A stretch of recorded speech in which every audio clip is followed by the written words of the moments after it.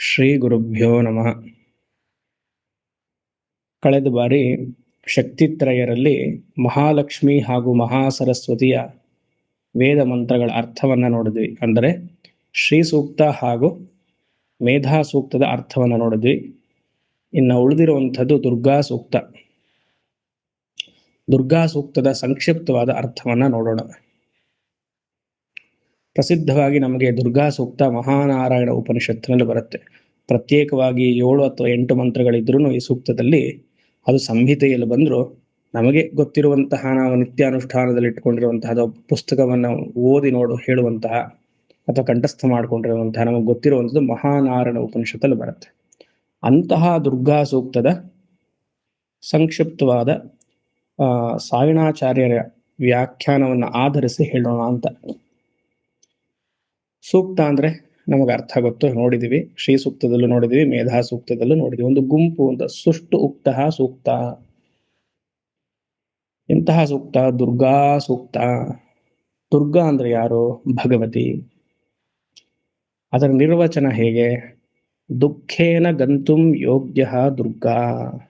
ಆಕೆಯನ್ನ ಗಳಿಸೋದು ಬಹಳ ಕಷ್ಟ ಅಂತೆ. Very difficult to reach. ದುಃಖೇನ ಗಂತು, ಇಲ್ಲಿ ದುಃಖ ಅಂದ್ರೆ ಬೇಜಾರು ಅನ್ನುವಂತಹ ಅರ್ಥದಲ್ಲ. ದುಃಖ ಅಂದ್ರೆ ಇಲ್ಲಿ ಶ್ರಮ ಅಂತ ಅರ್ಥ. ಕಷ್ಟ, ವೆರಿ ಟಫ್, ವೆರಿ ಡಿಫಿಕಲ್ಟ್. ದುರ್ಗಾದೇವಿಯ ಉಪಾಸನೆ ಬಹಳ ಕಷ್ಟ. ಲಲಿತಾ ಅಮ್ಮನವ್ರ ತರ ಅಲ್ಲ. ಒಂದೇ ಭಗವತಿ ಈ ಲಲಿತಾ ಅಮ್ಮನವರ ತಾಯಿ ರೂಪವನ್ನು ತಗೊಂಡ್ರೆ ಆಕೆ ಶ್ರೀಮಾತಾ, ಆಕೆ ಶ್ರೀ ಮಹಾರಾಜ್ಞಿ, ಶ್ರೀಮತ್ ಸಿಂಹಾಸನೇಶ್ವರಿ. ಆದರೆ ಅದೇ ತತ್ವ ಇನ್ನೊಂದು ವಿಧವಾಗಿ ಕಾಣಿಸ್ಕೊಂಡ್ರೆ ಅದು ದುರ್ಗಾ. ಆ ದುರ್ಗಾದೇವಿಯ ಅನುಷ್ಠಾನ ಬಹು ಕ್ಲಿಷ್ಟಕರ. ದುರ್ಗಾ ನವಾರಣ ಮಂತ್ರ ಆಗ್ಬೋದು, ವನದುರ್ಗಾ ಮಂತ್ರ ಆಗ್ಬೋದು, ಹಲವಾರು ದುರ್ಗಾ ಮಂತ್ರಗಳಿದೆ. ನವಾಕ್ಷರಿ, ದುರ್ಗಾ ಸಪ್ತಶತಿ. ಆಕೆಯನ್ನು ಅಷ್ಟು ಸುಲಭವಾಗಿ ಗಳಿಸಲು ಸಾಧ್ಯವಿಲ್ಲ. ಶ್ರೀಮಾತ್ರೇ ನಮಃ ಅಂತ ಲಲಿತಾಗಿ ಹೇಳಿ ನಮಸ್ಕಾರ ಮಾಡಿದ ತಕ್ಷಣ ಅಮ್ಮನವ್ರ ಆಶೀರ್ವಾದ ಮಾಡ್ಬಿಡ್ತಾಳೆ, ಯಾಕಂದ್ರೆ ತಾಯಿ. ಆದ್ರೆ ದುರ್ಗಾ ನಮ್ಮ ಜೀವನದಲ್ಲಿರುವಂತಹ ಕಷ್ಟವನ್ನೆಲ್ಲ ಹೋಗಿಸಿ ಆಮೇಲೆ ಆಶೀರ್ವಾದವನ್ನು ಮಾಡ್ತಾಳೆ. ಕಷ್ಟವನ್ನು ಹೋಗಿಸಿ ಅಂದ್ರೇನು? ಹೋಗ್ಸದೇ ಒಂದು ಆಶೀರ್ವಾದ. ಅದಕ್ಕೆ ಪಡುವಂತಹ ಶ್ರಮ ಇದೆಯಲ್ಲ, ಅದಕ್ಕೆ ದುಃಖೇನ ಗಂತುಂ ಯೋಗ್ಯ ದುರ್ಗಾ. ಇನ್ನೊಂದು ಸರಳವಾದ ಅರ್ಥ, ದುಃಖಾರ್ತಿ ಹಾರಿಣಿ ಇತಿ ದುರ್ಗಾ. ಮನುಷ್ಯರ ಎಲ್ಲ ತಾಪತ್ರಯಗಳನ್ನೆಲ್ಲ ಆದಷ್ಟು ಬೇಗ ಹೋಗಿಸುವವಳು ದುರ್ಗಾ. ಇದನ್ನೇ ಪುಲ್ಲಿಂಗದಲ್ಲಿ ಹಾಕಿದರೆ ದುರ್ಗಃ ಮಾಡಿಬಿಟ್ರೆ ಅದೊಂದು ಕೋಟೆ, ಫೋರ್ಟ್ ಆಗೋಗುತ್ತೆ. ಅಂದ್ರೆ ಏನು? ದುರ್ಗಾದೇವಿಯ ಉಪಾಸನೆ ಒಂದು ಕೋಟೆಯಂತೆ. ಆ ಕೋಟೆ ಒಳಗಡೆ ಹೋಗ್ಬೇಕಂದ್ರೆ ಹರಸಾಹಸ ನಮಗೆ. ಆ ಹರಸಾಹಸ ಪಟ್ಟು ಅನುಷ್ಠಾನದೆಲ್ಲ ಮಾಡಿ ಒಳಗಡೆ ಹೋದರೆ ಯಶಸ್ಸು ನಮ್ಮದೇ. ಆ ರೀತಿಯಾಗಿ ದುರ್ಗಾ ಸೂಕ್ತದ ಅಥವಾ ದುರ್ಗಾ ಅನ್ನುವಂತಹ ಪದದ ನಿರ್ವಚನವನ್ನ ನೋಡಿದ್ವಿ. ಈಗ ಮಂತ್ರಕ್ಕೆ ಹೋಗುವ. ಮಂತ್ರದಲ್ಲಿ ಸ್ವರವನ್ನ ನಾ ಹೇಳೋದಿಲ್ಲ, ಶ್ಲೋಕ ರೂಪವಾಗಿ ಹೇಳ್ತೀನಿ. ಓಂ ಜಾತವೇ ದಸೇಸು ನವಾಮಸೋಮ ಮರಾತಿ ಯತೋ ನಿದಹಾತಿ ವೇದಃ ಸನಃ ಪರ್ಷದತಿ ದುರ್ಗಾಣಿ ವಿಶ್ವಾನಾವೇವ ಸಿಂಧುಂ ದುರಿತಾತ್ಯಗ್ನಿ. ಅಗ್ನಿ ರೂಪವಾಗಿರುವಂತಹ ದುರ್ಗಾದೇವಿಯನ್ನ ಇಲ್ಲಿ ಸ್ತುತಿ. 2ನೇ ಮಂತ್ರದಲ್ಲಿ ದುರ್ಗಾ ಅನ್ನುವಂತಹ ಹೆಸರೇ ಬರುತ್ತೆ. ಶ್ರೀ ಸೂಕ್ತದಲ್ಲೂ ನೋಡಿದ್ವಿ. ಹಿರಣ್ಯವರ್ಣಾಂ ಹರಿಣೀಂ ಸುವರ್ಣ ರಜತ ಸ್ರಜಾಂ ಚಂದ್ರಾಂ ಹಿರಣ್ಮಯೀಂ ಲಕ್ಷ್ಮೀಂ ಹೇ ಜಾತವೇದಸ್ ಮಹಾವಹ. ಅಗ್ನಿರೂಪದಂತೆ ಇರುವಂತಹ ಲಕ್ಷ್ಮಿಯನ್ನ ನನ್ನ ಬಳಿಗೆ ಕರ್ಕೊಂಡು ಬಾ ಅಂತ ಅಲ್ಲಿ ಪ್ರಾರ್ಥನೆ ಆಯಿತು. ಇಲ್ಲಿಯೂ ಅಗ್ನಿಗೆ ಪ್ರಾರ್ಥನೆ, ವೈದಿಕ ಮಂತ್ರ ಆದ್ರಿಂದ ಅಗ್ನಿಯೇ ದುರ್ಗ. ಸಿಂಧುಂ ದುರಿತಾತ್ಯಗ್ನಿ, ಹೇ ಅಗ್ನಿ. ಎಂತಹ ಅಗ್ನಿ? ವೇದಃ, ನಿದಹಾತಿ ವೇದಃ ಅಂತ ಒಂದು ಪದ ಇದೆ. ಅಗ್ನಿಗೆ ಅದು ಲಕ್ಷಣ. ಸರ್ವಜ್ಞನಂತೆ ಇರುವಂತಹ ಅಗ್ನಿಯು, ಇನ್ನೊಂದು ಹೆಸರೇನು ಅಗ್ನಿಗೆ? ಜಾತವೇದಸ್. ಜಾತಂ ಜಾತಂ ವೇತ್ತಿ ಇತಿ ಜಾತವೇದಃ. ನಿತ್ಯ ಆವಿರ್ಭೂತನಂತೆ ಆಗಿರುವಂತಹ ಅಗ್ನಿ. ಪ್ರತಿಕ್ಷಣವೂ ಚಲನೆಯಲ್ಲಿ ಇರುವಂತಹ ಅಗ್ನಿ. ಅಂದ್ರೇನು? ಪ್ರತಿಕ್ಷಣವೂ ಯಜಮಾನ ಹೋಮಕುಂಡದಲ್ಲಿ ಸ್ವಾಹಾಕಾರವನ್ನು ಹೇಳಿ ಆಜ್ಯವನ್ನ ಕೊಡುವುದು ಯಾರಿಗೆ? ಅಗ್ನಿಗೆ. ಅಗ್ನಿ ಮೂಲಕ ತಾನೇ ದೇವತೆಗಳಿಗೆಲ್ಲ ಹೋಗೋದು.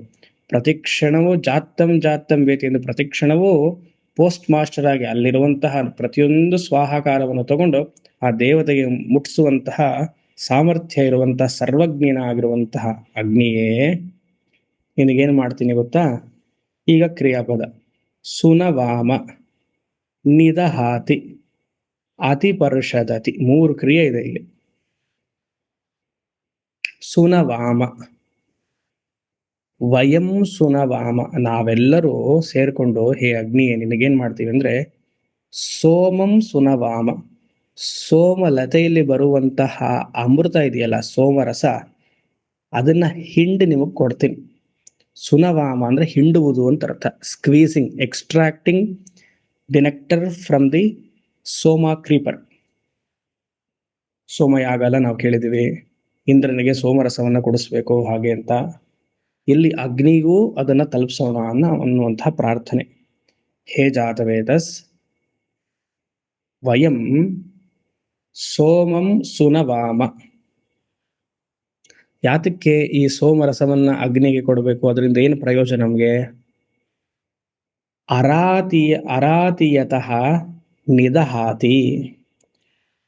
ಅರಾತೀಯತಃ ಅಂದ್ರೆ ನಮ್ಮಲ್ಲಿರುವಂತಹ ಶತ್ರುಗಳು, ಅಂತಃಶತ್ರುಗಳು ಬಹಿಷ್ಶತ್ರುಗಳು, ದಹತಿ ಸುಟ್ಟು ಹಾಕ್ಬಿಡು ಅವ್ರನ್ನ, ನಿದಹಾತಿ ನಿಶ್ಚಯೇನ ದಹತಿ ಚೆನ್ನಾಗಿ ಪೂರ್ತಿ ಅವ್ರನ್ನ ಸುಟ್ಟುಬಿಡು.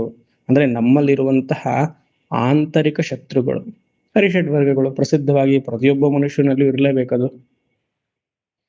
ಕಾಮಕ್ರೋಧ ಲೋಭ ಮೋಹ ಮದ ಮಾತ್ಸರ್ಯಗಳು ಒಂದೊಂದು ರೀತಿಯಾಗಿರುತ್ತೆ, ಅದೆಲ್ಲ ಶತ್ರುಗಳು. ಆ ಶತ್ರುಗಳನ್ನ ಈ ದುರ್ಗಾದೇವಿ ಅನ್ನುವಂತಹ ಮೊದಲನೇ ಮಂತ್ರ ಏನ್ ಹೇಳ್ತಿದೀವಿ, ಆ ಮಂತ್ರಗಳು ಅಗ್ನಿ ರೂಪವಾಗಿ ಬಂದು ಆ ಶತ್ರುಗಳನ್ನ ಒಂದು ಫಾರ್ಮ್ ಆಗಿ ಮಾಡಿ, ಒಂದು ಕಪ್ಪು ಫಾರ್ಮ್ ಆಗಿ ಮಾಡಿ ಈ ಅಗ್ನಿಯನ್ನ ಅದು ಸುಟ್ಬಿಡ್ಬೇಕು. ಈ ಅಗ್ನಿ ಹೋಗಿ ಅದನ್ನ ಸುಡುವಂಥದ್ದು. ಕೋಪ ಇದೆಯಾ, ಈ ಅಗ್ನಿಯ ಸ್ಪರ್ಶ ಮಾಡಿ ಆ ಕೋಪವನ್ನ ಸುಟ್ಬಿಡೋದು. ಕಾಮ ಇದೆಯಾ, ಸುಟ್ಬಿಡೋದು. ಲೋಭ ಹಾಗೆ, ಮದ ಮಾತ್ಸರ್ಯ, ಈ ರೀತಿಯಾಗಿ ನಮ್ಮ ಎಲ್ಲ ಶತ್ರುಗಳನ್ನ, ಅಂತಃಶತ್ರುಗಳು ಬಹಿಷ್ಶತ್ರುಗಳನ್ನ ನಿದಹಾತಿ ವೇದ, ಸರ್ವಜ್ಞನಾಗಿರುವಂತಹ ಈ ಜಾತವೇದ ಅಗ್ನಿಯೇ ಸೋಮರಸವನ್ನ ಕೊಡ್ತೀನಿ, ನಮ್ಮ ಶತ್ರುಗಳನ್ನ ದೂರ ಮಾಡು. ಅಂದ್ರೆ ಏನಾಯ್ತು? ಮನಸ್ಸಲ್ಲಿರುವಂತಹ ಶತ್ರುಗಳು ಹೋಯ್ತು, ಹೊರಗಡೆ ಯಾರು ನಮ್ಮ ಕಾಟ ಕೊಡ್ತಿದ್ದೆ ಆ ಶತ್ರುಗಳು ಈ ಪಾರಾಯಣದಿಂದ ಹೋಯ್ತು. ಸಹ ಅಗ್ನಿ ನಹ ನಮಗೆ ಅತಿಪರ್ಷದತಿ, ನಹ ದುರಿತಃ ಅತಿಪರ್ಷದತಿ.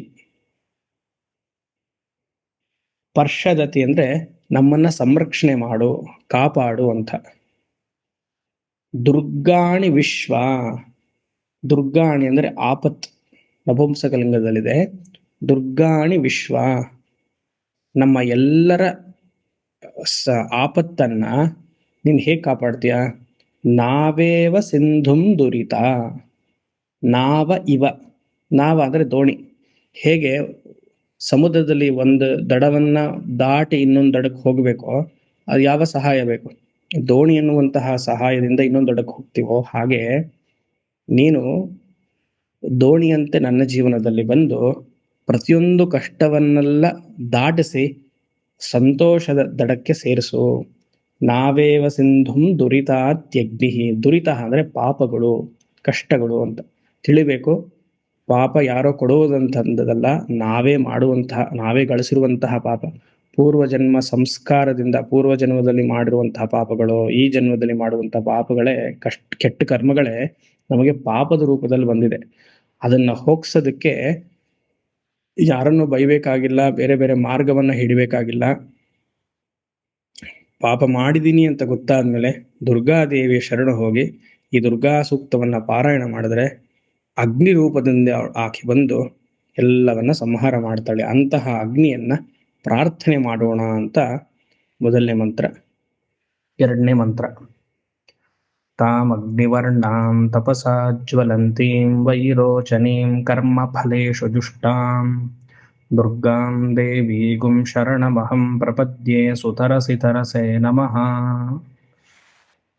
ಈ ಮಂತ್ರದಲ್ಲಿ ದುರ್ಗಾದೇವಿಯ ಹೆಸರು ಬರೋದ್ರಿಂದ ಅಗ್ನಿಯನ್ನ ಸ್ತುತಿ ಮಾಡಿದ್ರು ದುರ್ಗಾ ಹೆಸರು ಬರೋದ್ರಿಂದ ಇದಕ್ಕೆ ದುರ್ಗಾ ಸೂಕ್ತ ಅಂತ ಹೇಳಿ ಆಯ್ತು. ಅಹಂ ಪ್ರಪದ್ಯೆ, ಅಹಂ ಶರಣಂ ಪ್ರಪದ್ಯೆ, ಅದೇ ಕ್ರಿಯಾ. ಇನ್ನೊಂದು ತೇ ನಮಃ, ದುರ್ಗಾದೇವಿಗೆ ನಮಸ್ಕಾರ. ದುರ್ಗಾದೇವಿಗೂ ಶರಣಂ ಪ್ರಪದ್ಯೆ ಅಹಂ, ದುರ್ಗಾದೇವಿಗೆ ಶರಣು ಹೋಗ್ತೀನಿ, ಪ್ರಪತ್ತಿ ನಮಸ್ಕಾರವನ್ನ ಮಾಡ್ತೀನಿ, ಅಹಂಕಾರ ಇಲ್ಲದೆ ನಮಸ್ಕಾರವನ್ನ ಮಾಡ್ತೀನಿ, ಹಲವಾರು ಬೇಡಿಕೆಗಳನ್ನ ಇಡದೆ ನಮಸ್ಕಾರವನ್ನ ಮಾಡ್ತೀನಿ. ಈ ಸಾಲ್ ಮಾತ್ರ, ಮುಂದಿನ ಮಂತ್ರಗಳೆಲ್ಲ ಬರೀ ಬೇಡಿಕೆನೆ ಬರುತ್ತೆ. ಶರಣಾಗತಿಗೂ ಪ್ರಪತ್ತಿಗೂ ವ್ಯತ್ಯಾಸ ಏನಿಲ್ಲ, ಅದೆರಡು ಸಿನಾನಿಮ್ಸ್. ಶರಣಾಗತಿ ಅನ್ನೋದು ಅಹಂಕಾರ ಇಲ್ಲದೆ ಶರಣಾಗತಿ ಆಗೋದು, ಇಂಪ್ಲಿಸಿಟ್ಲಿ ಒಬೆ. ಪ್ರಪತ್ತಿ ಅನ್ನೋದು ನಮಸ್ಕಾರ ಪೂರ್ವಕವಾಗಿ ಅದು ತೋರಿಸೋದು.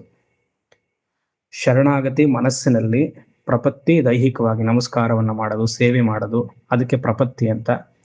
ಶರಣಾಗತಿಯಲ್ಲಿ ಮನಸ್ಸಿನಲ್ಲೇ ಸಬ್ಕಾನ್ಷಿಯಸ್ ಮೈಂಡ್, ಸೂಕ್ಷ್ಮ ಮನಸ್ಸು ಆಳವಾಗಿರುತ್ತಲ್ಲ, ಸಬ್ಕಾನ್ಷಿಯಸ್ ಮೈಂಡ್ ಅಲ್ಲೇ ಭಗವಂತನಿಗೆ ಶರಣ ಹೋಗಿದ್ದೀನಿ,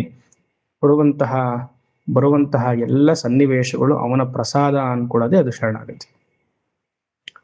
ಇರ್ಲಿ, ಅಂತಹ ದುರ್ಗಾದೇವಿಗೆ ನನ್ನ ನಮಸ್ಕಾರ, ನಾ ಶರಣ ಹೋಗ್ತೀನಿ. ಎಂತಹ ದುರ್ಗಾದೇವಿ? ಸಾಯಣರು ಹೇಳ್ತಾರೆ, ನವದುರ್ಗ ನಮ್ಮ ಕವಚದಲ್ಲಿ ಬರುತ್ತಲ್ಲ, ಪ್ರಥಮಂ ಶೈಲಪುತ್ರಿ ಚ ದ್ವಿತೀಯಂ ಬ್ರಹ್ಮಚಾರಿಣಿ ತೃತೀಯಂ ಚಂದ್ರಕಂಠೇತಿ ಕೂಷ್ಮಾಂಢೇತಿ ಚತುರ್ಥಕಂ ಪಂಚಮಂ ಸ್ಕಂದ ಮಾತೇತಿ ಷಷ್ಠಂ ಕಾತ್ಯಾಯಿನಿ ಚಿತ. ಬರುತ್ತಲ್ಲ, ಆ ನವ ದುರ್ಗವನ್ನ ಇಲ್ಲಿ ಸ್ತುತಿ ಮಾಡಲಾಗಿದೆ. ಅದಕ್ಕೆ ಅವ್ರು ಹೇಳುವಂತಹ ಪದ ಯಾವುದು ಅಂದ್ರೆ ವೈರೋಚನಿ. ವೈರೋಚನಿ ಅಂದ್ರೆ ವಿರೋಚನ. ವಿರೋಚನ ಒಬ್ಬ ಅಸುರ, ಅವನು ಹಲವಾರು ರೂಪಗಳನ್ನು ತಗೊಳ್ತಿದ್ದ, ಹಲವಾರು ರೂಪಗಳು. ಅದನ್ನ ಇಲ್ಲಿ ಎಕ್ಸಾಂಪಲ್ ಆಗಿ ತಗೊಳಿದ್ದಾರೆ. ಅಸುರನ ಎಕ್ಸಾಂಪಲ್ ಅಲ್ಲ, ಆ ವಿರೋಚನ ಹೇಗೆ ಒಬ್ಬನಾಗ್ತಿದ್ದ, ಮತ್ತೊಬ್ಬನಾಗ್ತಿದ್ದ, ಒಂದೇ ರೂಪ ಬೇರೆ ಬೇರೆ ರೂಪವಾಗಿ ಕಾಣಿಸ್ಕೊಳ್ತಿತ್ತು, ಆ ರೀತಿಯಾಗಿ ಸಾಯಣರು ಹೇಳ್ತಾರೆ ವೈರೋಚನಿ, ವಿರೋಚನದಂತೆ ಒಂದೇ ದುರ್ಗ ಬ್ರಹ್ಮಚಾರಿಣಿಯಾಗಿ, ಕೂಷ್ಮಾಂಡಾಗಿ, ಸ್ಕಂದಮಾತಾಗಿ, ಕಾತ್ಯಾಯನಿಯಾಗಿ ವ್ಯಕ್ತವಾಗ್ತಿದ್ದಾಳೆ. ಅಂತಹ ದೇವಿಯನ್ನ ಇಲ್ಲಿ ಈ ಎರಡನೇ ಮಂತ್ರದಲ್ಲಿ ಸ್ತುತಿ ಮಾಡಲಾಗಿದೆ. ಹಾಗೆ ಅಂತ ಈ ತಾಯಿ ಹೇಗಿದ್ದಾಳೆ? ಕರ್ಮ ಫಲೇಶು ಜುಷ್ಠಾಂ. ಜುಷ್ಠಾಂ ಅಂದ್ರೆ ಸೇರ್ಕೊಂಡಿರುವಂಥದ್ದು ಅಂತ, ಅಸೋಸಿಯೇಟೆಡ್ ವಿತ್. ಯಾವ್ದಕ್ಕೆ ಅಸೋಸಿಯೇಟೆಡ್? ಆಕೆ ಕರ್ಮ ಹಾಗೂ ಫಲೇಶು ಜುಷ್ಠಾಂ, ಕರ್ಮ ಮಾಡಕ್ಕೆ ನಮಗೆ ಯೋಗ್ಯತೆಯನ್ನ ಕೊಡುವಂಥವಳು, ಸಾಮರ್ಥ್ಯನ ಕೊಡುವಂಥವಳು, ಮತ್ತೆ ಕರ್ಮ ಫಲದಾತೆಯು ಆಕೆ ಆಗಿದ್ದಾಳೆ. ಒಂದು ವೈದಿಕ ಕರ್ಮ ಮಾಡಬೇಕು ಅಂದ್ರೆ ಆ ವೈದಿಕ ಕರ್ಮ ಮಾಡುವಂತಹ ವೃತ್ತಿ ಕೊಡ್ಬೇಕಂದ್ರೆ ಆ ಭಗವತಿಯೇ ಕೊಡಬೇಕು, ಮತ್ತೆ ಆ ಕರ್ಮಕ್ಕೆ ತಕ್ಕ ಫಲ ಆಕೆನೇ ಕೊಡಬೇಕು. ವೈರೋಚನೀಂ ಕರ್ಮ ಫಲೇಶು ಜುಷ್ಟಾಂ ದುರ್ಗಾಂ ದೇವೀಂ ಅಹಂ ಶರಣಂ ಪ್ರಪದ್ಯೆ. ಇಂತಹ ಆಕೆ ನೋಡಕ್ ಹೇಗಿದ್ದಾಳೆ? ತಾಂ ಅಗ್ನಿವರ್ಣಾಂ ತಪಸಾ ಜ್ವಲಂತೀಂ ವೈರೋಚನೀಂ. ಅಗ್ನಿವರ್ಣಾಂ, ಅಗ್ನಿವರ್ಣ ನಮಗೆ ಹೇಗೆ ಬರುತ್ತೆ? ಕುಂಕುಮದ ಬಣ್ಣ ಹಾಗೂ ಅರ್ಶನ ಎರಡನ್ನು ನೀವು ಮಿಶ್ರಣ ಮಾಡಿದ್ರೆ ಅದೊಂದು ಕೇಸರಿ ಬಣ್ಣ ಬರುತ್ತೆ. ಈ ಫ್ಯಾಂಟಾ ಕಲರ್ ಇದೆಯಲ್ಲ, ಫ್ಯಾಂಟಾ ಜ್ಯೂಸ್ ಇದೆಯಲ್ಲ, ಆ ಕಲರ್ ಬರುತ್ತೆ, ಅದೇ ಕೇಸರಿ ಬಣ್ಣ. ಆ ರೀತಿಯಾಗಿ ಜ್ವಲಿಸ್ತಿದ್ದಾಳಂತೆ.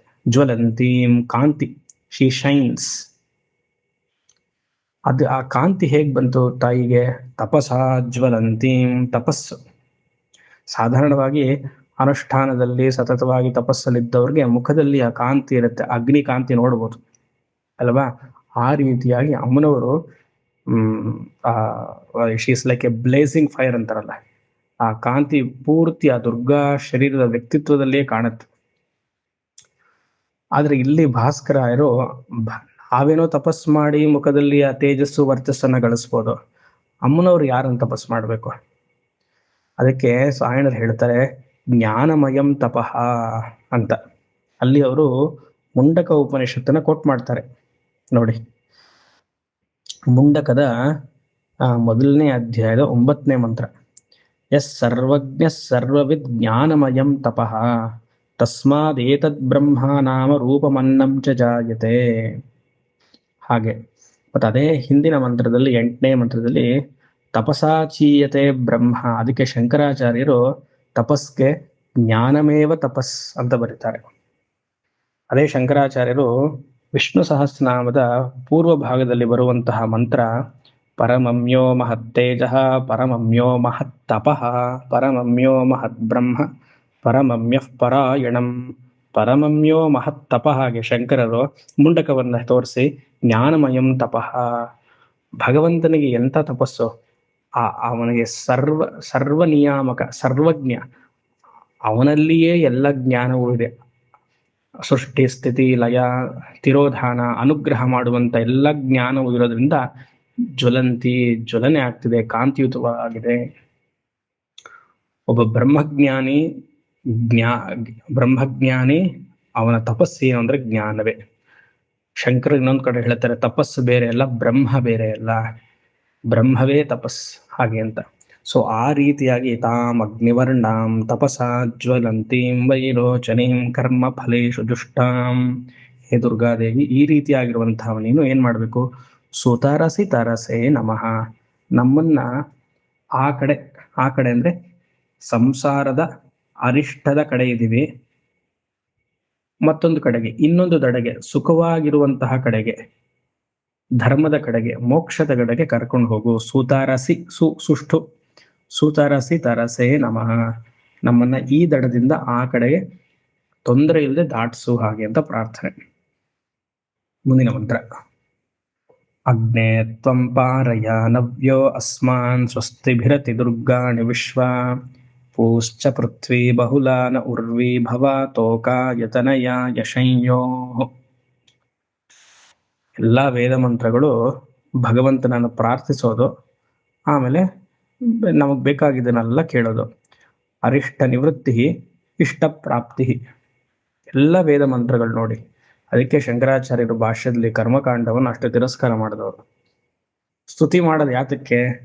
ಭಗವಂತನಲ್ಲಿ ಪ್ರಾರ್ಥನೆ ಮಾಡಕ್ಕೆ. ಇಲ್ಲೂ ಹಾಗೆ, ಇಲ್ಲಿ ಹೇಗಿದೆ ನೋಡಿ ಪ್ರಾರ್ಥನೆ. ಹೇ ಅಗ್ನೇ, ಚೆನ್ನಾಗಿ ಸ್ತುತಿ ಮಾಡೋದು, ಆಮೇಲೆ ಎಲ್ಲವನ್ನು ಕೊಡು ಅಂತ ಕೇಳ್ಕೊಳ್ಳೋದು. ಹೇ ಅಗ್ನೇ, ಹೇ ಅಗ್ನಿಯೇ, ನೀನು ಸದಾ ನವ್ಯ, ಯಾವಾಗಲೂ ಹೊಸದಾಗಿ ಕಾಣಿಸ್ಕೊಳ್ತೀಯ. You are always fresh and new. ಅಗ್ನಿ ಯಾವಾಗಲೂ ಹಾಗೆ ತಾನೆ. ಹೋಮಕುಂಡದಲ್ಲಿ ಅಗ್ನಿಯನ್ನ ಆಹ್ವಾನ ಮಾಡಿ ಆ ಜ್ವಲನೆಗೆ ಸ್ವಾಹಾಕಾರದಲ್ಲಿ ಆಜ್ಯವನ್ನ ಕೊಡ್ತಿದ್ದಾಗ ಅವನು ನವ್ಯ, ಮತ್ತೆ ಮತ್ತೆ ಆ ಅಗ್ನಿ ಬೆಳಿತಾನೆ ಇರುತ್ತೆ. ಸ್ವಾಹ ಅಂತ ಹಾಕ್ತಿದ್ರೆ he is taking all the oblations food and he has become more fresh and more energetic. ಹೇ ಅಗ್ನೇ ನವ್ಯ ತ್ವಂ ಅಸ್ಮಾನ್ ಪಾರಯ. ನೀನು ಅಸ್ಮಾನ್ ನಮ್ಮನ್ನ ಪಾರಯ ಆ ಕಡೆ ಕರ್ಕೊಂಡು ಹೋಗು, ದಾಟಿಸ್ಬಿಡು. ಸುತರಸಿ ತರಸೆಗೆ ಇನ್ನೊಂದು ಹೆಸರು ಪಾರಯ. ಕಷ್ಟದ ಕಡೆಗೆಯಿಂದ ಸಂತೋಷದ ಕಡೆಗೆ ಕರ್ಕೊಂಡು ಹೋಗು. ನಮಗೆ ಕಂಫರ್ಟಬಲ್ ಆಗಿ ಜೀವನ ನಡೆಸಬೇಕು, ಆ ರೀತಿಯಾಗಿ ಮಾಡು. ಅದಕ್ಕೇನ್ ಹೆಸರು? ಸ್ವಸ್ತಿಭಿರತಿ ದುರ್ಗಾಣಿ ವಿಶ್ವ. ವಿಶ್ವ ಅಂದ್ರೆ ನಮ್ಮ ಎಲ್ಲರ ಕಷ್ಟ.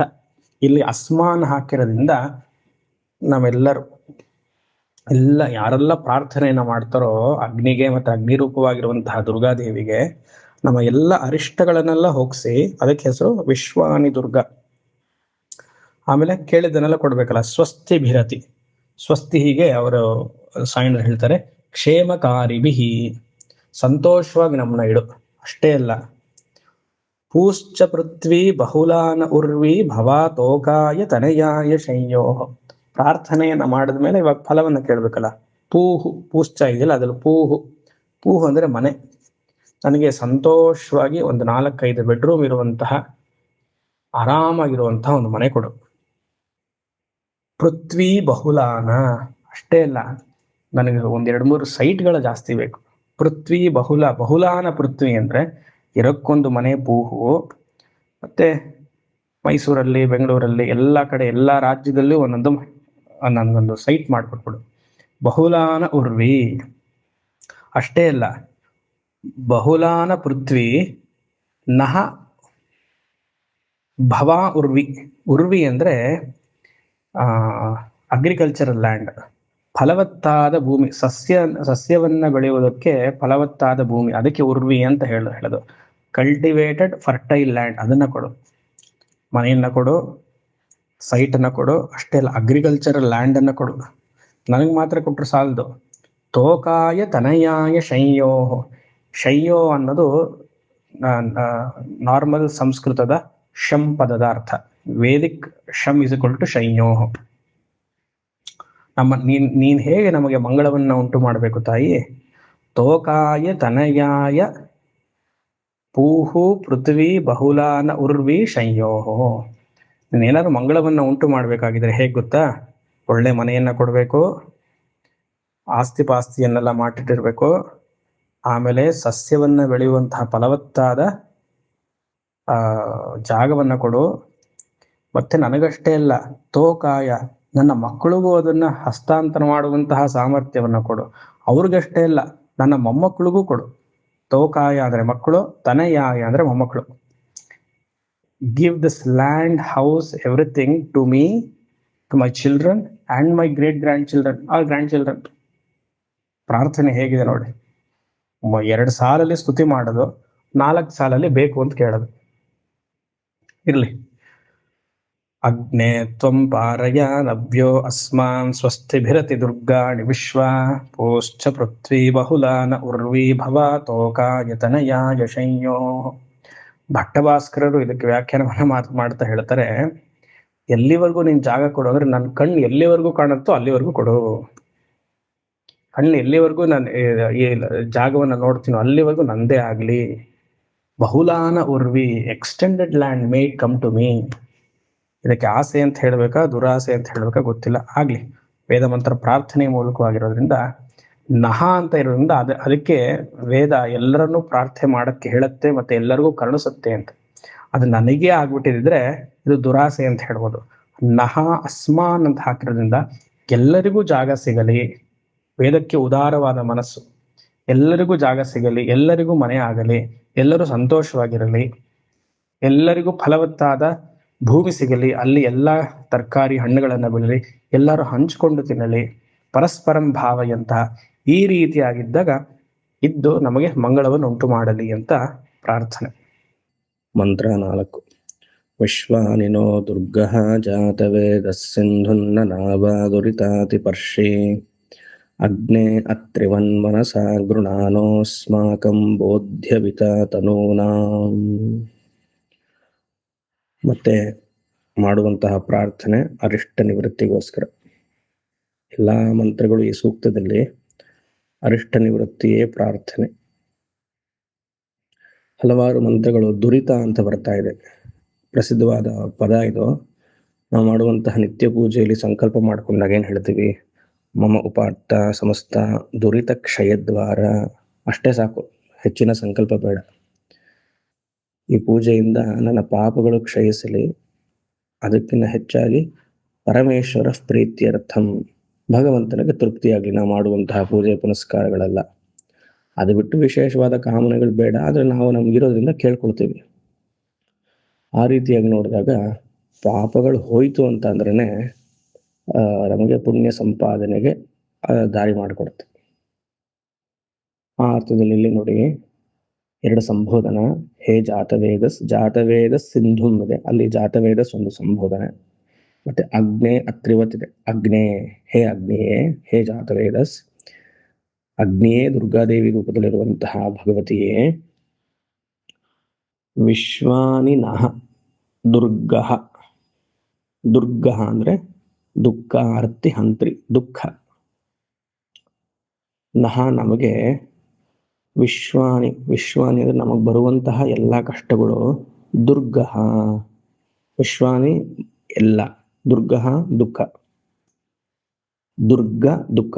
ದುರ್ಗಃ ಅಂದ್ರೆ ಹ ಅಂದ್ರೆ ಕೊಲ್ಲುವುದು ಅಂತ, ಹಂತಿ ಘ್ನಂತಿ ಅಂತ.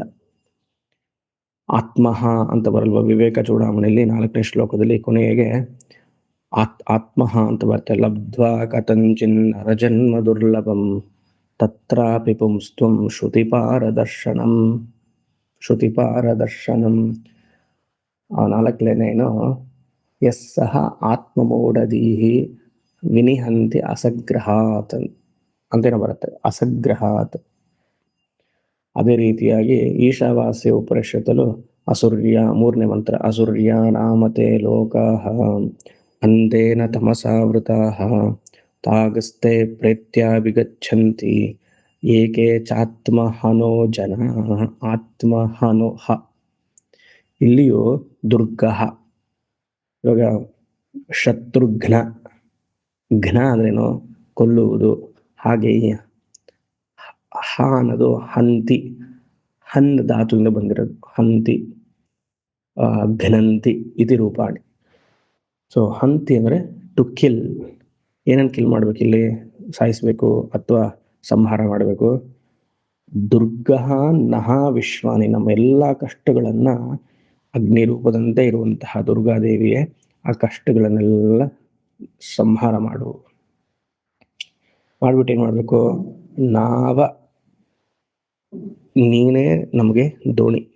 ಹೇಗೆ ಮೊದಲನೇ ಮಂತ್ರದಲ್ಲಿ ನೋಡಿದ್ವಲ್ಲ, ದೋಣಿ ಒಂದು ದಡದಿಂದ ಇನ್ನೊಂದು ದಡ ಕರ್ಕೊಂಡು ಹೋಗುತ್ತೋ ಆ ರೀತಿಯಾಗಿ ನೀನು ನಮ್ಮ ಜೀವನದಲ್ಲಿ ದೋಣಿಯಾಗಿ, ದುರ್ಗಾದೇವಿ ಪ್ರಾರ್ಥನೆ, ನೀನು ನಮ್ಮ ಜೀವನದಲ್ಲಿ ದೋಣಿಯಾಗಿ ಈ ಕಷ್ಟದಿಂದ ಪಾರು ಮಾಡಿ ಸುಖದ ಕಡೆ ಕರ್ಕೊಂಡು ಹೋಗು. ದುರಿತ ಅತಿಪರ್ಷಿ, ಇದು ನೋಡಿದ್ವಿ. ದುರಿತ, ಅದೇ ದುರಿತ ಕ್ಷಯ ದ್ವಾರ, ಅತಿಪರ್ಷಿ ದಾಟಿಸುವ ಆ ಕಡೆಗೆ ಅಂತ. ಅಷ್ಟೇ ಅಲ್ಲ, ನೀನು ಅತ್ರಿ ಮಹರ್ಷಿಗಳು, ಅತ್ರಿವತ್ ಮನಸ, ಅತ್ರಿ ಮಹರ್ಷಿಗಳ ಮನಸ್ಸು ಹೇಗಿದೆಯೋ ಆ ರೀತಿಯಾಗಿ ನಿನ್ನ ಮನಸ್ಸು ಇರಬೇಕು. ಅದೇನು ವಿಶೇಷ ಅತ್ರಿ ಮಹರ್ಷಿಗಳಿಗೆ? ಇಲ್ಲಿ ಹಲವಾರು ವ್ಯಾಖ್ಯಾನ ಇದೆ. ತ್ರಿವರ್ತು ಅಂದ್ರೆ ನಾವು ತ್ರಿಗುಣಗಳು, ಅವಸ್ಥೆಗಳು ಅಂತೆಲ್ಲ ತಗೊಳ್ಬಹುದು. ಆದ್ರೆ ಸಾಯಣರು ಅತ್ರಿವತ್ ಅನ್ನೋದಕ್ಕೆ ಅತ್ರಿ ಮಹರ್ಷಿಗಳ ಮನಸ್ಸು ಹೇಗಿದೆಯೋ ಆ ರೀತಿಯಾಗಿ ಅಗ್ನಿರೂಪದಂತೆ ಇರುವಂತಹ ದುರ್ಗಾದೇವಿಯನ್ನು ಪ್ರಾರ್ಥನೆ ಮಾಡ್ತಿದ್ದಾರೆ. ಮಾತೃವತ್ ಪಿತೃವತ್ ತರನೆ ಅಗ್ನಿವತ್ ಅತ್ರಿವತ್. ಮನಸ ಗೃಣಾನಃ ಹೇಳ್ತೀನಿ. ಗೃಣಾನಃ ಅಂದ್ರೆ ಒಂದು ಹಕ್ಕಿ ಮೊಟ್ಟೆಯನ್ನಿಟ್ಟು ಆ ಮೊಟ್ಟೆ ಒಡೆದು ಆ ಮಗು ಬಂದಾಗ ಆ ಮಗುನ ಹೇಗೆ ಸಂರಕ್ಷಣೆ ಮಾಡುತ್ತೋ, the mother bird will protect the chicks under her wings. ಆತರ ಅಸ್ಮಾಕಂ ಅವಿತ ತನೂನಾಂ ಬೋಧಿ. ಅತ್ರಿ ಮಹರ್ಷಿಗಳು ಏನ್ ಮಾಡ್ತಾರೆ ಅಂದ್ರೆ, ಸದಾ ಲೋಕ ಸಮಸ್ತಾಹ ಸುಖಿನೋ ಭವಂತು, ಇದೊಂದೇ ಪ್ರಾರ್ಥನೆ ಅಂತ ಅವರಿಗೆ. ಪ್ರಪಂಚದಲ್ಲಿರುವಂತಹ ಎಲ್ಲ ಜೀವರಾಶಿಗಳು ನೆಮ್ಮದಿಯಿಂದ ಇರಲಿ, ಸುಖ ಸಂತೋಷದಿಂದ ಇರಲಿ, ಒಬ್ರಿಗೊಬ್ರು ಗಲಾಟೆ ಮಾಡ್ಕೊಳ್ಳದೆ ಇರಲಿ. ಈ ಪ್ರಾರ್ಥನೆ ಅಂತ ಎಂತ ಅದ್ಭುತ ಪ್ರಾರ್ಥನೆ ನೋಡಿ ಇದು. ಈ ತರ ನಮಗೆ ಚಿಂತನೆನೂ ಬರಲ್ಲ, ಬಂದ್ರೂ ಸುಮಾರು ದಿವಸ ಇರೋದಿಲ್ಲ. ಯಾಕಂದ್ರೆ ಈ ಚಿಂತನೆಯಲ್ಲೇ ಇರಬೇಕು ಅಂದ್ರೆ ಒಂದು ತಿಂಗಳಾದ್ಮೇಲೆ ಮನೇಲಿ ಯಾರಿಗೂ ಏನೋ ತೊಂದರೆ ಆಗುತ್ತೆ, ಆ ಪ್ರಾರ್ಥನೆ ಅಲ್ಲಿ ಹೊಟ್ಟೋಗುತ್ತೆ. ಆ ಮನುಷ್ಯ ತೊಂದರೆ ಆಗಿ ಬಂದಿರುವಂತಹ, ಆದಿವ್ಯಾಧಿ ಬಂದಿರುವಂತಹ ಮನುಷ್ಯನ ಸ್ಥಿತಿಯಲ್ಲಿ ಅವನು ವಿಶ್ವದಲ್ಲೇ ತಾನೇ ಇರೋದು. ಲೋಕಾಹ ಸಮಸ್ತಾಹ ಸುಖಿನೋ ಭವಂತು ಅಂತ ಹೇಳ್ಬೇಕಂದ್ರೆ ನನ್ನ ಮನಸ್ಸು, ನನ್ನ ಶರೀರವು ಈ ವಿಶ್ವದಲ್ಲೇ ಇರೋದು, ನಮ್ಮ ಸಂಬಂಧಿಕರ ಮನಸ್ಸು, ಶರೀರ ಎಲ್ಲ ವಿಶ್ವದಲ್ಲಿ ತಾನೇ, ಈ ಲೋಕದಲ್ಲೇ ತಾನೇ ಇರೋದು.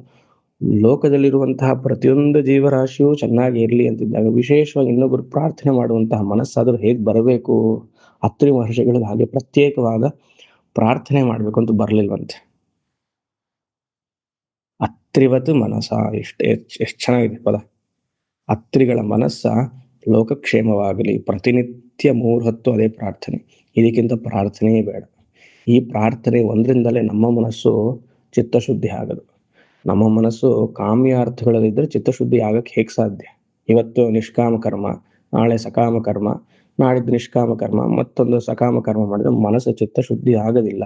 ಎಲ್ಲಿವರೆಗೂ ಮನಸ್ಸು ಚಿತ್ತ ಶುದ್ಧಿ ಆಗೋದಿಲ್ಲೋ ಜನ್ಮಗಳು ನಿಲ್ಲೋದಿಲ್ಲ, ಒಂದೊಂದು ಶರೀರವನ್ನು ತಗೊಳ್ತಾನೆ ಇರ್ತೀವಿ. ಆದ್ರೆ ಅತ್ರಿ ಮಹರ್ಷಿಗಳು ಹಾಗಲ್ಲ.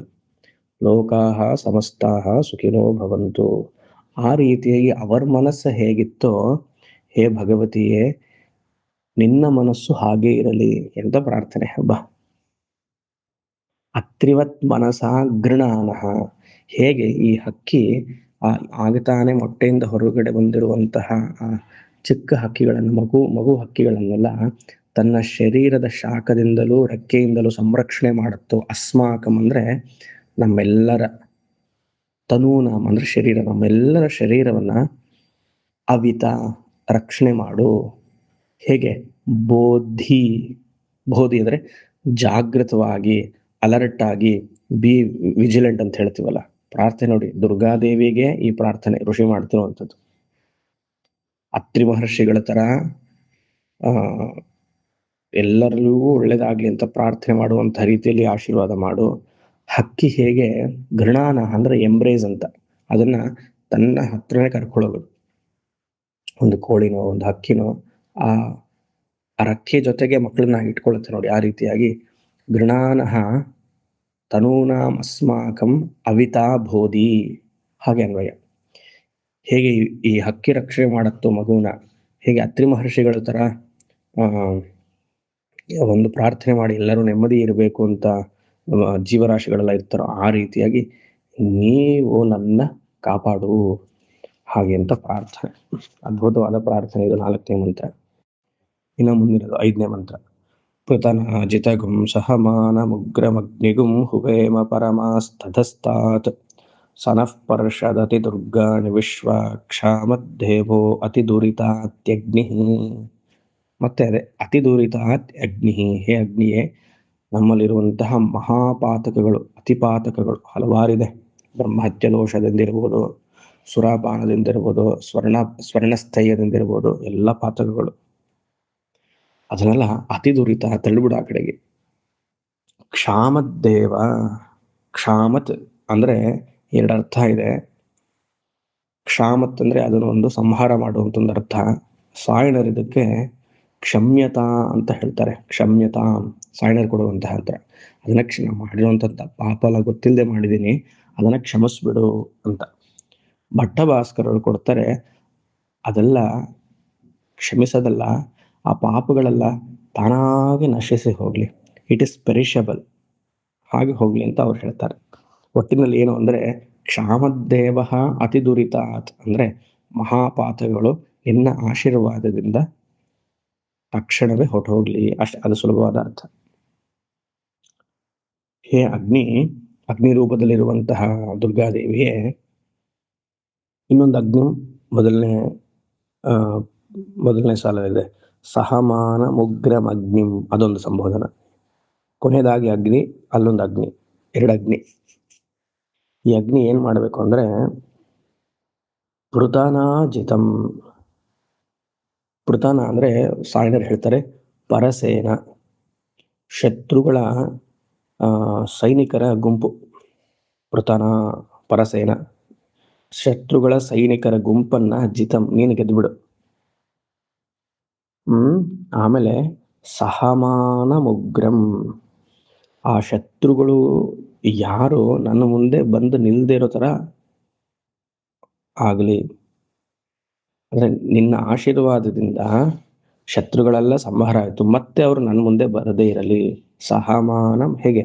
ಉಗ್ರಂ ಅಗ್ನಿಂ. ಉಗ್ರಂ ಅಂದ್ರೆ ಫಿಯರ್ಸ್, ತೀಕ್ಷ್ಣ. ದುರ್ಗಾದೇವಿಯ ನಮ್ಮ ಜೀವನದಲ್ಲಿ ದುರ್ಗಾದೇವಿಯ ಆಶೀರ್ವಾದದಿಂದ ಅಂತಃಶತ್ರುಗಳು ಬಹಿಶತ್ರುಗಳು ಸಂಹಾರ ಆದಮೇಲೆ ಮತ್ತೆ ಬರದೇ ಇರಲಿ. ಬಹಿಶತ್ರುಗಳು ಬರಲ್ಲ ಬಿಡಿ, ಎಲ್ಲ ಅಂತಃಶತ್ರುಗಳೇನೆ. ಅದೇನೋ ಇವಾಗ ಮನಸ್ಸಿನಲ್ಲಿ ಯಾವುದೋ ಒಂದು ಅರಿಷಡ್ ವರ್ಗ ಹುಟ್ಕೊಳ್ತು, ಪ್ರಾರ್ಥನೆಯೋ ಜಪದ ಮೂಲಕ ಅದು ಹೋಯ್ತು. ತಿರ್ಗಾ ಹೋಯ್ತು ಅಂತ ಹೇಗೆ ಗೊತ್ತು? ಮತ್ತೆ ಯಾವಾಗ್ಲೂ ಬಂದ್ರೇನೆ ಅಯ್ಯೋ ಇನ್ನ ಇಲ್ಲ, ಶರೀರದ ಒಳಗಡೆ ಮನಸ್ಸಿನಲ್ಲೇ ಇದೆಯಾ ಅಂತ ಗೊತ್ತಾಗುತ್ತೆ. ಪ್ರಾರ್ಥನೆ ಇಲ್ಲಿ ಏನು ಅಂದ್ರೆ, ಒಂದು ಸತಿ ಆ ಶತ್ರು ಹೋದ ಮೇಲೆ, ಒಂದು ವೃತ್ತಿ, ಕೆಟ್ಟ ವೃತ್ತಿ ಹೋಯ್ತು ಅಂದ್ರೆ ಮತ್ತೆ ಅದು ಬರದೇ ಇರಲಿ. ಆ ರೀತಿಯಾಗಿ ಉಗ್ರದ ಅವತಾರವನ್ನ ತಗೊಂಡು ಅದನ್ನ ಸಂಹಾರ ಮಾಡು. ಪೃತನಾಜಿತಂ. ಅಗ್ನಿಗೊಂದು ಸಂಬೋಧನ ಇತ್ತು, ಅದು ಮರ್ತುಬಿಟ್ಟೆ ಶುರುವಿನಲ್ಲಿ. ಹುವೇಮ. ಹುವೇಮ ಅಂದ್ರೆ ಅಂತಹ ಅಗ್ನಿಯನ್ನ ನಾವು ಸ್ತುತಿಸ್ತೀವಿ, ಆವಾಹನೆಯನ್ನ ಮಾಡ್ತೀವಿ. ಹುವೇಮ ಅಂದ್ರೆ ಮೇ ವಿ ಇನ್ವೋಕ್. ಎಲ್ಲಿ ಅಗ್ನಿಯನ್ನ ಇನ್ವೋಕ್ ಮಾಡೋದು ಅಥವಾ ಬರ್ಮಾಡ್ಕೊಳ್ಳೋದು? ಪರಮ ಸದಸ್ತಾತ್. ಸದಸ್ ಅಂದ್ರೆ ಯಾಗವೇದಿ, ಯಾಗಶಾಲೆ. ಪರಮ ಅನ್ನುವಂತಹ ಪ್ರಿಫಿಕ್ಸ್ ಅನ್ನ ಕೊಟ್ಟಿದ್ದಾರೆ, ಉಪಸರ್ಗವನ್ನ ಕೊಟ್ಟಿದ್ದಾರೆ. ಏನು? ಯಾಗಶಾಲೆಯಲ್ಲಿ ಎಲ್ಲ ವಿದ್ವಾಂಸರ ಮುಂದೆ, ಅಂದ್ರೆ ಎಲ್ಲ ಪುರೋಹಿತರ ಮಧ್ಯೆ, ಎಲ್ಲ ವೇದ ಪಂಡಿತರ ಮಧ್ಯೆ ಈ ಪರಮ ಸದಸ್ತಾತ್ ಅಗ್ನಿ ಜ್ವಲಿಸ್ತಾ ಇದ್ದಾನೆ. ಮಂತ್ರಗಳನ್ನೆಲ್ಲ ಕೇಳಿಸ್ಕೊಳ್ತಾ ಸ್ವಾಹಾಕಾರವನ್ನ ಮಾಡಿ ಆಹುತಿಗಳನ್ನು ತಗೊಂಡು ಪ್ರತ್ಯೇಕವಾದ ದೇವತೆಗಳಿಗೆ ಅದನ್ನ ಹ್ಯಾಂಡ್ ಓವರ್ ಮಾಡ್ತಿದ್ದಾನೆ.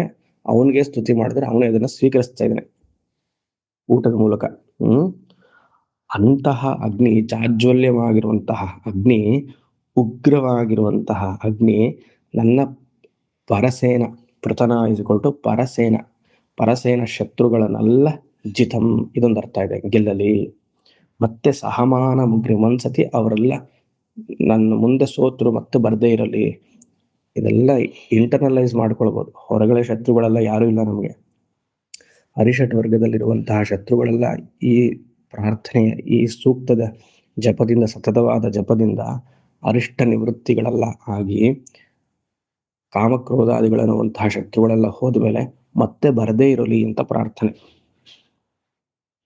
ಅಂತಹ ಸಹ ಅಗ್ನಿ ನಹ, ನಮಗೆಲ್ಲರಿಗೂ ವರ್ಷದತಿ ದುರ್ಗಾಣಿ ವಿಶ್ವ ಕ್ಷಾಮದ್ದೇವೋ ಅತಿ ದುರಿತ ತ್ಯಗ್ನಿ, ಆ ರೀತಿಯಾಗಿ ನಮ್ಮ ಎಲ್ಲ ಕಷ್ಟಗಳನ್ನು ಹೋಗಿಸಿ ಮನಸ್ಸು ನಿರ್ಮಲವಾಗಿ ಮಾಡುವಂತ ಪ್ರಾರ್ಥನೆ. ಮಂತ್ರ 6.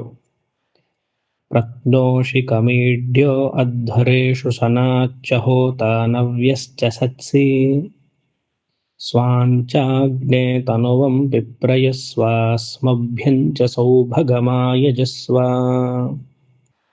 ಅಗ್ನಿ ರೂಪದಂತೆ ಇರುವಂತಹ ದುರ್ಗಾದೇವಿಗೆ ಇಲ್ಲಿ ಪ್ರತ್ಯೇಕವಾಗಿ ಅಗ್ನಿಗೆ ಪ್ರಾರ್ಥನೆ. ಹೇ ಅಗ್ನೇ, ಸ್ವಾಂಚ ಆಗ್ನೇ ಇದೆಯಲ್ವಾ, ಹೇ ಅಗ್ನೇ, ಖಂ ಪ್ರತ್ನೋಷಿ ಮೈನ್ ಸೆಂಟೆನ್ಸ್. ಖಂ ಅಂದ್ರೆ ಸುಖ, ಆನಂದ, ಇಲ್ಲ ಸ್ವರ್ಗ, ಸ್ವರ್ಗಲೋಕ.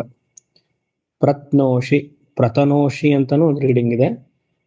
ಕ್ಲಾಸಿಕಲ್ ಸಂಸ್ಕೃತ ಅಲ್ಲಾದ್ರೆ ಪ್ರತನೋಷಿ, ವೈದಿಕ ಸಂಸ್ಕೃತಲ್ಲಾದ್ರೆ ಪ್ರತ್ನೋಷಿ, ಎರಡು ಒಂದೇ ಅರ್ಥ. ಪ್ರತ್ನೋಷಿ ಅಂದ್ರೆ ಸುಖವನ್ನ ಅಥವಾ ಸ್ವರ್ಗಲೋಕವನ್ನ ಹೇ ಅಗ್ನಿ ನೀನು ನಮಗೆ ಕರುಣಿಸು, ಮೇ ಯು ಪ್ಲೀಸ್ ಗ್ರ್ಯಾಂಟ್ ಅಂತ. ಅಷ್ಟೇ ಅಲ್ಲ, ನೀನು ಅವತ್ತಿನಿಂದ ಇವತ್ತವರೆಗೂ ಎಲ್ಲ ಯಾಗದಲ್ಲಿಯೂ ನಿನ್ನನ್ನೇ ಸ್ತುತಿಸ್ತಾ ಇದ್ದೀವಿ. ಸನಾಚ ನವ್ಯಶ್ಚ ಸತ್ಸಿ. ಸನಾಚ ಅಂದ್ರೆ ಸನಾತನ, ಏನ್ಷಂಟ್. ನವ್ಯ ಅಂದ್ರೆ ಇಲ್ಲಿಯವರೆಗೂ ಅಂತ, ಇವತ್ತಿನವರೆಗೂ ಅಂತ. ಅದಕ್ಕೆ ಇನ್ನೊಂದು ಅರ್ಥ, ನವ್ಯ ಅಂದ್ರೆ ಸ್ತುತಿ ಮಾಡ್ತಿದ್ದಾರೆ, ಸನಾಚ ಅಂದ್ರೆ ಕರ್ಮ ಫಲ ಅಂತ ಸಾಯಣರು ಬರೀತಾರೆ. ಆದರೆ ಮಿಕ್ಕ ವ್ಯಾಖ್ಯಾನದಲ್ಲಿ ಇದು ಸರಿಗಿದೆ ಅಂತ. ಸನಾಚ ಹಾಗೂ ನವ್ಯಾಶ್ಚ ಅಂದ್ರೆ, ನವ್ಯಶ್ಚ ಅಂದ್ರೆ ಅವತ್ತಿನಿಂದ ಇವತ್ತುವರೆಗೂ ಅಂದ್ರೆ ವೇದದ ಕಾಲದಿಂದ ಶುರುಗೊಂಡು ಇವತ್ತುವರೆಗೂ ನಿನ್ನ ಪ್ರತಿನಿತ್ಯವೂ ಎಲ್ಲರೂ ಸ್ತುತಿಸ್ತಾ ಇದ್ದಾರೆ, ಹೊಗಳ್ತಿದ್ದಾರೆ. ಇನ್ನು ಎಷ್ಟು ಸನಾತನನೋ ಅಷ್ಟೇ ಹೊಸೊಬ್ಬನು ನೀನು. ಆಮೇಲೆ ಏನು, ಅಧ್ವರೇಶು ಹೋತ. ಈ ಯಾಗವನ್ನ ಮಾಡಬೇಕು ಅಂತಂದ್ರೆ ಪ್ರತಿಯೊಂದು ಯಾಗಕ್ಕೂ 4 ವೇದವನ್ನು ತಿಳಿದಿರುವಂತಹ ಒಬ್ಬ ವ್ಯಕ್ತಿ ಇರಬೇಕು. ಇಲ್ಲ ಅಂದ್ರೆ ಪಂಡಿತ ಇರಬೇಕು. ಇಲ್ಲ ಅಂದ್ರೆ ಪ್ರತ್ಯೇಕವಾದ ಒಂದೊಂದು ವೇದವನ್ನ ತಿಳಿದಿರುವಂತಹ ಪಂಡಿತ ಇರಬೇಕು. ಒಂದು ಯಾಗವನ್ನ ಅಥವಾ ಹೋಮವನ್ನ ಮಾಡ್ಬೇಕಂದ್ರೆ ದೇವತೆಗಳನ್ನ ಯಾಗದಲ್ಲಿ ಬರಮಾಡ್ಕೊಳ್ಬೇಕು, ಆಹ್ವಾನ ಮಾಡಬೇಕು. ಟು ಇನ್ವೋಕ್ ದ ದೇವತಾಸ್, ಋಗ್ವೇದಿ ಆಗಿರೋನ್ ಏನ್ ಮಾಡ್ತಾನೆ, ಅವನಿಗೆ ಹೋತ ಅಂತ ಹೆಸರು. ಅವನ್ ಪುರೋಹಿತ, ಹೋತ ಪ್ರೀಸ್ಟ್. ಅವನು ದೇವತೆಗಳನ್ನೆಲ್ಲ ಮಾಡ್ಕೊಳ್ತಾನೆ ಮಂತ್ರವನ್ನ ಹೇಳಿ. ಯಜುರ್ವೇದಿ ಆಗಿರುವಂತಹ ಒಬ್ಬ ಪಂಡಿತ ಯಾಗವನ್ನ ಮಾಡ್ತಾನೆ, ಮಂತ್ರಗಣವನ್ನೆಲ್ಲ ಹೇಳಿ ಸ್ವಾಹಾಕಾರವನ್ನ ಹಾಕ್ತಾನೆ. ಅವಂದೇ ಎಂಟೈರ್ ಶೋ ಹೋಮದಲ್ಲಿ, ಅಗ್ನಿಮುಖದಿಂದ ಹಿಡಿದು ಪೂರ್ಣಾಹುತಿವರೆಗೂ ಅವನೇ ಆ ಯಾಗವನ್ನ ನಡೆಸಬೇಕು. ಅವನಿಗೆ ಅಧ್ವರ್ಯು ಅಂತ ಹೆಸರು. ನೋಡಿ, ಅಧ್ವರೇಶು ಹೋತ, ಅದ್ಯಾರು? ಹೇ ಅಗ್ನಿ, ನೀನೇನೆ ಅದು. ಅಗ್ನಿ ರೂಪದಲ್ಲಿರುವಂತಹ ದುರ್ಗಾದೇವಿಯೂ ನೀನೆ. ಅವತ್ತಿನಿಂದ ಇವತ್ತಿವರೆಗೂ ಎಲ್ಲಾ ಸ್ವಾಹಾಕಾರವನ್ನ ತಗೊಂಡು ಪ್ರತ್ಯೇಕವಾದ ದೇವತೆಗಳು ಕೊಡ್ತಿರೋನು ನೀನೆ. ಅಷ್ಟೇ ಅಲ್ಲ, ಪುರೋಹಿತನೂ ನೀನೆ, ಆ ಯಾಗವನ್ನ ಮಾಡ್ತಿರೋನು ನೀನೆ. ಅಂದ್ರೆ ಬ್ರಹ್ಮಾರ್ಪಣಂ ಬ್ರಹ್ಮಹವಿ ಎನ್ನುವಂತ ತತ್ವಕ್ಕೆ ಬಂತು. ಮತ್ತೆ ಆ ಯಾಗದಲ್ಲಿ ಒಂದು ಸೈಡಲ್ಲಿ ಕೂತ್ಕೊಂಡು ಸಾಮವೇದಿ ಪಂಡಿತನು ಹಾಡು ಹೇಳ್ತಾ ಇರ್ತಾನೆ, ಸಂಗೀತ ಗಾನವನ್ನ ಮಾಡ್ತಿರ್ತಾನೆ. ಅವನಿಗೆ ಹೆಸರು ಉದ್ಗಾತೃ ಅಂತ. ಮತ್ತೆ ಇದೆಲ್ಲ ಸರಿಯಾಗಿ ನಡೀತಾ ಇದೆಯಾ? ದೇವತೆಗಳನ್ನ ಸರಿಯಾಗಿ ಬರಮಾಡ್ಕೊಂಡ್ವಾ? ಮಂತ್ರದ ಮೂಲಕ ಯಾಗದ ಕ್ರಿಯೆಗಳೆಲ್ಲ ಸರಿಯಾಗಿ ನಡೀತಾ ಇದೆಯಾ? ಆಜ್ಯವನ್ನ ಹೆಚ್ಚಾಗ್ತಾ ಇದೀವಾ, ಕಮ್ಮಿ ಆಗ್ತಿದೀವಾ? ಮತ್ತೆ ಈ ಗಾನ ಸರಿಯಾದ ಸಮಯದಲ್ಲಿ ಮತ್ತು ವಿರಾಮ ಕೊಟ್ಟಾಗ ಕೆಲವು ಸಮಯದಲ್ಲಿ ಆಗೆಲ್ಲ ಗಾನ ಹೇಳಬೇಕು ಅಂತಿದೆ. ಅಂದ್ರೆ ಸಾಮವೇದದ ಮಂತ್ರಗಳು ಹೇಳಬೇಕು ಅಂತಿದೆ. ಅದೆಲ್ಲ ಸರಿಯಾಗಿ ನಡೀತಾ ಇದೆಯಾ ಅಂತ ನೋಡ್ಕೊಳ್ಳೋನು ಒಬ್ಬ ಅಥರ್ವಣ ವೇದ ಪಂಡಿತ. ಅವನಿಗೆ ಬ್ರಹ್ಮ ಅಂತ ಹೆಸರು. ಅದನ್ನು ನೀನೇಪ್ಪ. ಹೋತ ಆಗ್ಲಿ, ಅಧ್ವರ್ಯ ಆಗ್ಲಿ, ಉದ್ಘಾತ್ರ ಆಗ್ಲಿ, ಬ್ರಹ್ಮ ಆಗ್ಲಿ, ಎಲ್ಲವೂ ನೀನೆ. ಇಲ್ಲಿ ಹೋತ ಅಧ್ವರ್ಯ ಅಂತ ಕೊಟ್ಟಿದ್ದಾರೆ, ಮಿಕ್ಕಿದೆರಡನ್ನು ಸೇರಿಸ್ಕೊಳ್ಬೇಕು ನಾವು. ನವ್ಯಶ್ಚ ಸತ್ಸಿ ಅಂದ್ರೆ ನೀನು ಈ ಯಾಗದ ಕುಂಡದಲ್ಲಿ ನಿನ್ನ ಸಾನ್ನಿಧ್ಯವನ್ನ ವಹಿಸಿದ್ಯ. You abide or you stay in the ಹೋಮಕುಂಡ by being a priest, by being a ಅಧ್ವರ್ಯು, ಅವತ್ತಿನಿಂದ ಇವತ್ತುವರೆಗೂ. ಅಂತಹ ನೀನು ಅಗ್ನಿ ನನಗೆ ಸುಖವನ್ನ ಅಥವಾ ಸ್ವರ್ಗವನ್ನ ಪ್ರಾಪ್ತಿ ಮಾಡು. ಯಾಕೆ? ನಾವೆಲ್ಲ ನೀವು ಮಕ್ಕಳು ತಾನೆ. ಸ್ವಾಂಚ ತನುವಂ ಪಿಪ್ರಯಸ್ವ ಸೌಭಗಮಾಯಜಸ್ವ. ಸೌಭಾಗ್ಯಂ ಆಯಜಸ್ವ. ಆಯಜಸ್ವ ಅಂದ್ರೆ ಗ್ರಾಂಟ್ ಮಿ, ಕೊಡುವಂತಹದ್ದಾಗ್ಲಿ, ಗಿವ್ ಮಿ. ಏನು? ಸೌಭಾಗ್ಯಂ ಪಿಪ್ರಯಸ್ವ. ಪಿಪ್ರಯಸ್ವ ಅಂದ್ರೆ ಆನಂದವನ್ನ, ಸಂತೋಷವನ್ನ. ಸೌಭಾಗ್ಯವ ಅಂದ್ರೆ ಎಲ್ಲ ಮಂಗಳ ದ್ರವ್ಯಗಳನ್ನ ನೀನು ನನಗೆ ಕೊಡಬೇಕು. ಯಾಕೆಂದ್ರೆ ತನುವಂ ಸ್ವಾಂಚ, ನಮ್ಮ ಶರೀರವು ನಿಮ್ಮ ಶರೀರ ತಾನೆ. ನೀನು ತಂದೆ, ನಾವೆಲ್ಲ ನಿಮ್ಮ ಮಕ್ಕಳು. ನನ್ನ ಶರೀರ ಏನಿದೆ ಅದು ಅಗ್ನಿ ನಿಂದೆ ಕಣಯ್ಯ. ಪ್ರತಿಯೊಬ್ಬ ಜೀವರಾಶಿಗಳೆಲ್ಲ ಶರೀರ ಎಲ್ಲ ನಿಂದೆ. ಹೇಗೆ ನೀನು ಹೋತ ಅಧ್ವರ್ಯು ಅಂತೆಲ್ಲ ಪ್ರತ್ಯೇಕವಾದ ಪಂಡಿತನಿದ್ರು, ಆ ಸ್ಥಾನಕ್ಕೆ ಬಂದು ನೀನೇ ಅಗ್ನಿ ರೂಪವಾಗಿಯೇ ಹೋತ ಆದೆ, ಅಧ್ವರ್ಯು ಆದೆ, ಉದ್ಘಾತೃ ಆದೆ, ಬ್ರಹ್ಮ ಆದೆ. ಅವತ್ತಿನಿಂದ ಇವತ್ತವರೆಗೂ ನೀನೇ ಸಾನ್ನಿಧ್ಯ ವಹಿಸಿದ್ಯಾ. ಆ ಥರ ಇದ್ದಾಗ ಅವ್ರಿಗೆಲ್ಲ ಆನಂದ ಕೊಡ್ತೀಯ. ನನಗೂ ಈ ನನ್ನ ಶರೀರವನ್ನ ನಿನ್ನ ಶರೀರ ಅಂತ ಅನ್ಸ್ಕೊಂಡು ತಂದೆ ಸ್ಥಾನದಲ್ಲಿ ನೀನಿದ್ದು ನಮಗೆ ಆನಂದವನ್ನ ಕೊಡು, ಸೌಭಾಗ್ಯವನ್ನ ಕೊಡು, ಮಂಗಳವನ್ನು ಉಂಟು ಮಾಡು ಅನ್ನುವಂತಹ ಪ್ರಾರ್ಥನೆ. 6ನೇದು. ಕೊನೆಯದು 7ನೇದು. ಗೋವಿರ್ಜುಷ್ಟಮಯುಜೋ ನಿಷಿಕ್ತಂ ತವೇಂದ್ರಂ ವಿಷ್ಣೋರನುಸಂಚರೇಮ ನಾಕಸ್ಯ ಪೃಷ್ಠಮಪಿ ಸಂವಸಾನೋ ವೈಷ್ಣವೀಂ ಲೋಕ ಇಹ ಮಾದಯಂತಾಂ. ಇಂದ್ರನಿಗೆ ಪ್ರಾರ್ಥನೆ. ಭೋ ಇಂದ್ರ, ನಿಷಿಕ್ತಂ ತವೇಂದ್ರಂ ಅಂತಿದಿಲ್ವಾ? ಹೇ ಇಂದ್ರ ಅಥವಾ ಭೋ ಇಂದ್ರ. ಅಯುಜಃ, ಗೋವಿರ್ಜುಷ್ಠಂ ಅಯುಜೋ ಇದೆ, ಅಲ್ಲಿ ಬಿಡಿಸ್ಕೊಳ್ಬೇಕು. ಹೇ ಇಂದ್ರ ಅಯುಜಃ. ಆಯುಷ ಅಂದ್ರೆ ಪಾಪ ಇಲ್ಲದೆ ಇರೋವನು ಅಂತ ಅರ್ಥ. ಪಾಪನೂ ಇಲ್ಲ ಇಂದ್ರನಿಗೆ, ದುಃಖವೂ ಇಲ್ಲ. One who is not tainted with no ಪಾಪ ಆರ್ ನೋ ದುಃಖ, no sin or no sorrow. ಅಂತಹ ಇಂದ್ರ ಏನ್ ಮಾಡ್ಬೇಕು? ವಿಷ್ಣೋಹೋ ತವ, ವಿಷ್ಣೋರ್ ಅನುಸಂಚರೇಮ ಇದೆ. ವಿಷ್ಣೋಹೋ ತವ, ತವ ಅಂತ ಆಡ್ ಮಾಡ್ಕೊಳ್ಬೇಕು. ಸರ್ವವ್ಯಾಪಿ ಆಗಿರುವಂತಹ ಸ್ವರ್ಗಲೋಕದಲ್ಲಿ ಎಲ್ಲೆಲ್ಲಿಯೂ ವ್ಯಾಪಿಸಿರುವಂತಹ ನಿನ್ನ ಸಾನ್ನಿಧ್ಯವೇ ಹೆಚ್ಚಾಗಿರುವಂತಹ ಇಂದ್ರ, ಪಾಪರಹಿತವಾಗಿರುವಂತಹ ಇಂದ್ರ, ದುಃಖರಹಿತವಾಗಿರುವಂತಹ ಇಂದ್ರನೇ, ನಿನ್ನನ್ನ ನಾನು ಅನುಸರಿಸ್ತೀನಿ. ಭೃತ್ಯ ಅಂದ್ರೆ ಸೇವಕನಾಗಿ ನಿನ್ನನ್ನ ನಾನು ಅನುಸರಿಸ್ತೀನಿ. ಭೃತ್ಯ ಸೇರಿಸ್ಕೊಳ್ಬೇಕು. ಅನುಸಂಚರೇಮ, ನಿನ್ ಹಿಂದೆ ನಾವು ಬರ್ತೀವಿ. We shall follow you. ಯಾಕೆ ಹಿಂದೆ ಬರ್ತೀವಿ? ಗೋಬಿಹಿ ಜುಷ್ಟ.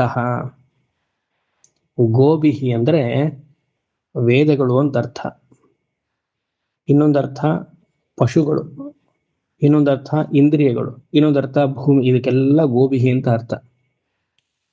ಗೋಭಿರ್ಜುಷ್ಟ ಅಂದ್ರೆ ಪಶು ಸಂಪತ್ತನ್ನ, ಹಸುಗಳನ್ನ ಕೊಡು, ಪೃಥ್ವಿಯನ್ನ ಕೊಡು, ಇಂದ್ರಿಯಗಳ ಬಲವಾಗಿರುವಂತಹ ಇಂದ್ರಿಯಗಳನ್ನ ಕೊಡು, ವೇದವನ್ನ ತಿಳ್ಕೊಳ್ಳುವಂತಹ ಸಾಮರ್ಥ್ಯವನ್ನ ಕೊಡು ಹೇ ಇಂದ್ರ. ಅಷ್ಟೇ ಅಲ್ಲ, ನಾಕಸ್ಯ ಪೃಷ್ಠಮಭಿ ಸಂವಸಾನೋ ವೈಷ್ಣವೀಂ ಲೋಕ ಇಹ ಮಾದಯಂತ. ಅಖ ಅಂದ್ರೆ ದುಃಖ ಅಂತ. ನಾಕ ಅಂದ್ರೆ ದುಃಖ ಇಲ್ಲದೆ ಇರುವಂತಹ ಜಾಗ, ಅದೇ ಸ್ವರ್ಗ. ಪೃಷ್ಠಮಪಿ ಉನ್ನತ ಲೋಕದಲ್ಲಿರುವಂತಹ ಆ ಸ್ವರ್ಗ, ನಾಕಸ್ಯ ಪೃಷ್ಠಮಪಿ ಸಂವಸಾನೋ ವೈಷ್ಣವೀಂ ಲೋಕ. ನೀನು ಸದಾ ಆ ಸಂವಸಾನ ವೈಷ್ಣವಿ ಲೋಕದಲ್ಲಿ ಅಂದ್ರೆ ವಿಷ್ಣು ಲೋಕದಲ್ಲಿರುವಂತಹ ನೀನು, ವಿಷ್ಣು ಅಂದ್ರೆ ಇಲ್ಲಿ ಸರ್ವವ್ಯಾಪಿ ಆಗಿದೆಯಾ ಆ ಸ್ವರ್ಗಲೋಕದಲ್ಲಿ. ಇಹ ಆದಯಂತ ನಮ್ಮನ್ನು ಅಲ್ಲಿ ಕರೆಸ್ಕೊಂಡು ನಮಗೆಲ್ಲವೂ ಸಂತೋಷವನ್ನ ಕೊಡು, ಅಥವಾ ಇಲ್ಲೇ ನಾವಿದ್ದಾಗ ಇಲ್ಲಿಗೂ ಸಂತೋಷವನ್ನ ಕೊಡು. ಶರೀರವನ್ನ ಬಿಟ್ರೆ ಅದರ್ಥ ಇಲ್ಲಿಲ್ಲ, ನಾ ಸೇರಿಸ್ತಾ ಇದ್ದೀನಿ.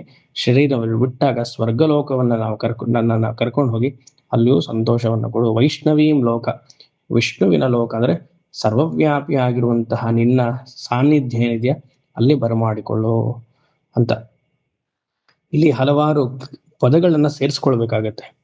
ಇವಾಗ ನಿಷಿಕ್ತಂ ಅಂತ ಒಂದು ಪದ ಇದೆ. ನಿಷಿಕ್ತಂ ಅಂದ್ರೆ ಮುಳುಗೋಗಿರೋದು ಅಂತ ಅರ್ಥ.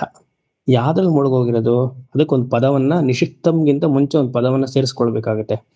ಅಮೃತಂ ಧಾರಾದಿಭಿಹಿ, ಅಮೃತದಲ್ಲಿ ಇಂದ್ರ ನೀನು ಮುಳುಗು ಹೋಗಿದ್ದೀಯಾ, ಅದಕ್ಕೆ ನಮ್ಗೆ ಸೌಭಾಗ್ಯಂ ಉದ್ದೇಶ್ಯ ಅದನ್ನ ಸೇರಿಸ್ಕೊಳ್ಬೇಕು. ಅಮೃತಂ ಧಾರಾದಿಭಿಹಿ ಸೇರಿಸ್ಕೊಂಡು ನಿಷಿಕ್ತಂ ಅಮೃತದಲ್ಲಿ ಮುಳುಗಿದೀಯಾ, ಅದರಿಂದ ಅನುಸಂಚರ್ಯಮ ನಿಮ್ಮನ್ನ ನಾವು ಫಾಲೋ ಮಾಡ್ತೀವಿ.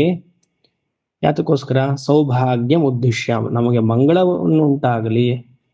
ಸೌಭಾಗ್ಯಂ ಉದ್ದೇಶ್ಯ ಅಂತ ಮತ್ತೆ ಸೇರಿಸ್ಕೊಳ್ಬೇಕು ಸೆಂಟೆನ್ಸ್ ಕಂಪ್ಲೀಟ್ ಮಾಡಕ್ಕೆ. ಸೌಭಾಗ್ಯಂ ಉದ್ದೇಶ್ಯ ವೈಷ್ಣವೀಂ ಲೋಕ ಇಹಮಾದಯಂತ, ಆ ವೈಷ್ಣವಿ ಲೋಕದಲ್ಲಿ ನಮ್ಮನ್ನ ಸೇರಿಸ್ಕೋ ಹಾಗೆ ಅಂತ ಪ್ರಾರ್ಥನೆ. ಇಲ್ಲಿಗೆ ದುರ್ಗಾ ಸೂಕ್ತ ಮುಗೀತು. ಕೊನೆಯದು ಗಾಯತ್ರಿ, ಅದೆಲ್ಲರಿಗೂ ಗೊತ್ತಿರುವಂಥದ್ದೇ. ಕಾತ್ಯಾಯನಾಯ ವಿದ್ಮಹೇ ಕನ್ಯಾಕುಮಾರಿ ಧೀಮಹಿ ತನ್ನೋ ದುರ್ಗೆ ಪ್ರಚೋದಯಾತ್. ವಿದ್ಮಹೇ ತಿಳಿತೀವಿ, ಧೀಮಹಿ ಧ್ಯಾನ ಮಾಡ್ತೀನಿ. ಅಂತಹ ಕಾತ್ಯಾಯಿನಿ ಆಗಿರುವಂತಹ, ಕನ್ಯಾಕುಮಾರಿ ಆಗಿರುವಂತಹ ದುರ್ಗಾದೇವಿ, ಸದಾ ಪವಿತ್ರತೆಯಿಂದ ಇರುವಂತಹ ದುರ್ಗಾದೇವಿ, ಅದಕ್ಕೆ ಕನ್ಯಾಕುಮಾರಿ. ಕಾತ್ಯಾಯಿನಿ ಋಷಿಗೆ ಹುಟ್ಟಿರುವಂತಹ ದುರ್ಗಾದೇವಿ. ಪ್ರಚೋದಯಾತ್, ನನ್ನ ಮನಸ್ಸನ್ನ ಬೆಳಗಲಿ, ಎಲ್ಲ ಅರಿಷ್ಟವನ್ನ ಹೋಗಿಸಿ ಇಷ್ಟ ಪ್ರಾಪ್ತಿಯನ್ನ ಕೊಡಲಿ. ಅಗ್ನಿಗೆ ನಮಸ್ಕಾರ, ಇಂದ್ರನಿಗೆ ನಮಸ್ಕಾರ, ದುರ್ಗಾದೇವಿಗೆ ನಮಸ್ಕಾರ ಅಂತ ದುರ್ಗಾ ಸೂಕ್ತ ಮುಗಿಸಿ ಆಯಿತು. ಪ್ರತಿನಿತ್ಯ ದುರ್ಗಾ ಸೂಕ್ತವನ್ನು ಹೇಳ್ಕೊಳ್ಳೋದ್ರಿಂದ ಮನಸ್ಸಿನಲ್ಲಿ ಅಚಲವಾದ ಧೈರ್ಯ ಹಾಗೂ ಎಲ್ಲ ಅರಿಷ್ಟಗಳು ಹೋಗುತ್ತೆ ಅಂತ ಸಾಯಣರು ತಿಳಿಸಿದ್ದಾರೆ. ಸಾಧ್ಯವಾದರೆ ಯಾರಿಗೆಲ್ಲ ಆಗುತ್ತೋ ಹೇಳ್ಕೊಂಡು ಜೀವನದ ಸಂತೋಷವಾಗಿರ್ಬೋದು. ಹರಿ ಓಂ. ಶಾಂತಿ ಶಾಂತಿ ಶಾಂತಿ.